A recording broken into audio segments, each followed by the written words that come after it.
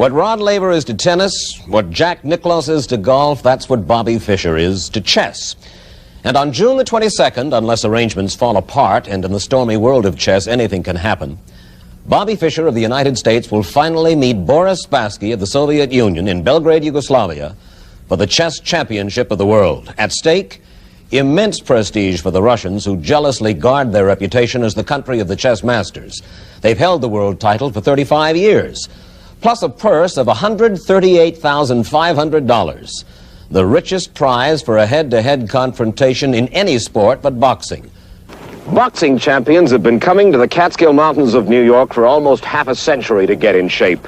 But does a chess champion need to train physically? Take a look behind that window into the training headquarters of Bobby Fischer. Championship chess is a physically exhausting game. More than just a test of mind and will, it is a contest of physical endurance too. Bobby is 29 and he lives virtually a monastic life. Exercise is part of it. He lives alone, always in hotel rooms that seem barely larger than chessboards. The television set is his window on the world.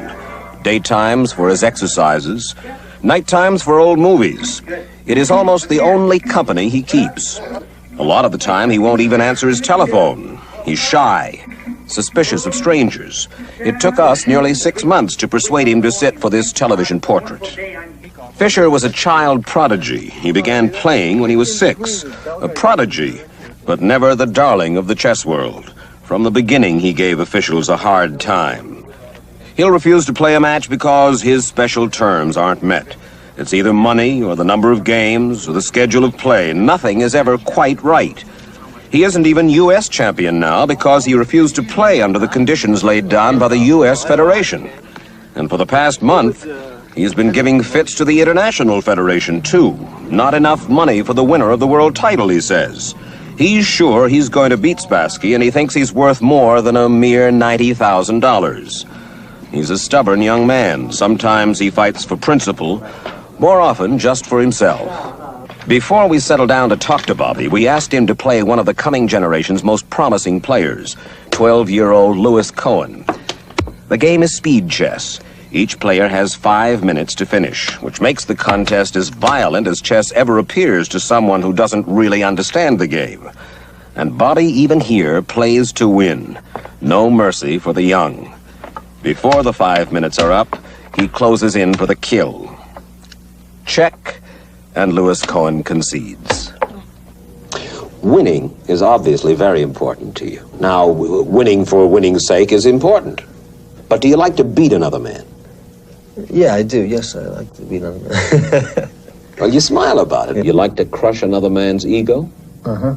So when they go home that night, you know, they know that they can't kid themselves that they're so hot, you know. You think the Russians are pretty worried about you at this moment? Oh, yeah, they have been ever since I started playing chess. Even as a little boy? That's right. I remember the first thing they ever wrote about me was, you know, he's a talented player, and, you know, they showed a game I played, and then they said, but all this publicity he's getting and all of this attention cannot fail to have a harmful effect on his personality development. And sure enough, a few months later, I was a rotten person already in their press. I was doing this, I was doing that, I was conceited, you know. This is, you know, before I'd ever even, you know, they even knew anything about me personally, you know. They sting you. They get to you. Well, they don't anymore because I realize it has nothing to do with me. You know, if you were a great chess player, they'd be saying the exact same things about you. Maybe they just tailor them a little bit to your personality or your background. This championship match between you and Spassky, is it in any sense a grudge match? In a sense. I mean, not personally against me, against Spassky, because, you know, I don't care 2 cents about him one way or the other. He's just another guy. But it's against the Russians and, you know, all the lies they've been saying about me. Do you worry about Spassky? Not overly. I mean, he's a little better, I think, than the other Russians I've taken on in this series. But, You've played Spassky. He's beaten you, but you've never beaten him. Yeah, well, we've only played a few games. So we were just the other day looking through that his games from that Moscow event, that Alekhine tournament, and They were atrocious games. He was really, he was lost in half the games in that tournament. Really bad games on his part. Why would that happen to a man who, after all, is the champion of the world? Well, the champion of the world. First of all, I didn't compete, so he's not really much of a champion, but, you know, he's the best they've got. That's a big deal. Where do you get your confidence? Well, when you're successful, you realize there must be something going on. I mean, why am I so successful? There must be a reason, right? So obviously there's something, some natural ability, some, you know, factors working, right? Sometimes what we're talking about is described as Fischer's arrogance. I sense that it's something quite different. You simply... Yeah, this arrogance, like, people have been calling me arrogant for many years, but lately they're not calling me arrogant. Why? Because now, you know, I've been winning all these matches and I'm doing what I've always said I was, you know. So I used to say I was the best player in the world. Everybody's arrogant, terrible, conceited person, you know. Right. But this is just an obvious fact. It's not just the arrogance of your saying that you're the best in the world, but the lights are too tough, or the temperature is too high, or arrangements aren't right. It's difficulty of dealing with you that people complain about. Yeah, but the thing is, everybody was looking at it from the organizer's point of view, you know. The organizers, I mean, you wouldn't believe the kind of conditions they want us chess players to play in. For instance? Oh, I remember playing once. I played in Berlin. I played a match with the best players in Berlin, you know, American team against the Berliners. And, you know, I had guys leaning right on my head practically, smoking in my face, like spectators. Is chess a tough game for the body as well as the mind? It is pretty tough, yeah, because of all the tension and all the, you know, a lot of concentration, sitting there for hour after hour.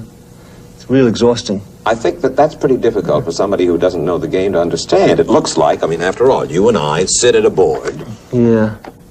Well, you know, it's kind of like after you go in to take your, you know, your final exam or something, you're pretty tired, right? So it's like taking a 5-hour exam every day or something, you know. Bobby does not like personal questions. He won't talk about his religion. He was born a Jew, now he is a fundamentalist. Nor will he talk about his relatives. His father left when Bobby was 2. He never sees his mother nor his sister. No girls in his life. He claims he hasn't time for them. We spent Bobby's 29th birthday with him at Grossinger's. He came alone. No family, no friends. At the table with him, little Louis Cohen. And Bobby disdained the cake that we had ordered for him. Happy birthday to you. You were worrying about this? Why were you worrying about it? You know, I just don't go. First of all, I don't eat this kind of cake. Second of all, I don't go for these things. All right. Yeah. Should we take it away, please? Yeah. All right.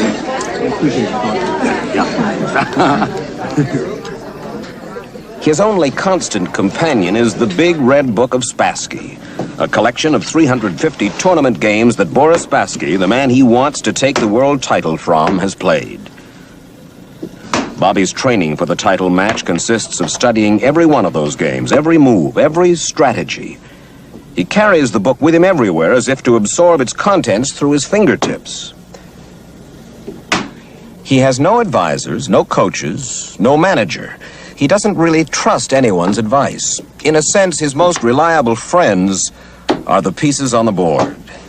His strategies, in life as in chess, are mysterious and his own. This summer, he will finally play Boris Spassky for the championship.